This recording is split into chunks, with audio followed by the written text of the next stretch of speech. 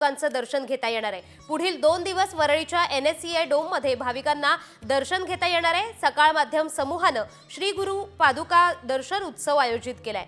मुख्यमंत्री देवेंद्र फडणवीस आणि जीवन विद्या मिशनचे प्रल्हाद वामनराव पै यांच्या प्रमुख उपस्थितीत या सोहळ्याचं उद्घाटन करण्यात आलंय।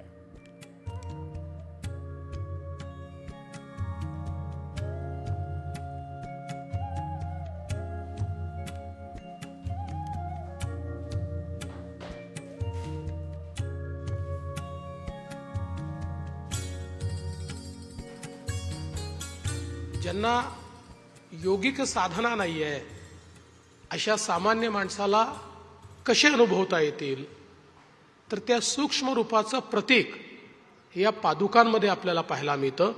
आणि म्हणून आपण पादुकांचं दर्शन घेतल्यानंतर जणू काही गुरुमाऊलींचंच दर्शन आपल्याला झालेलं आहे अशा प्रकारची अनुभूती आपल्याला येत असते। ज्यांनी समाजाला दिशा दिली, ज्यांनी समाजाला विचार दिला, ज्यांनी समाजाला जीवन मूल्य दिलीत, आणि म्हणूनच मला असं वाटतं की अशा प्रकारच्या पादुकांच्या दर्शनातून एक सकारात्मकता, एक पॉझिटिव्ह एनर्जी, एक सकारात्मक ऊर्जा हे आपण सगळे घेऊन जाऊया।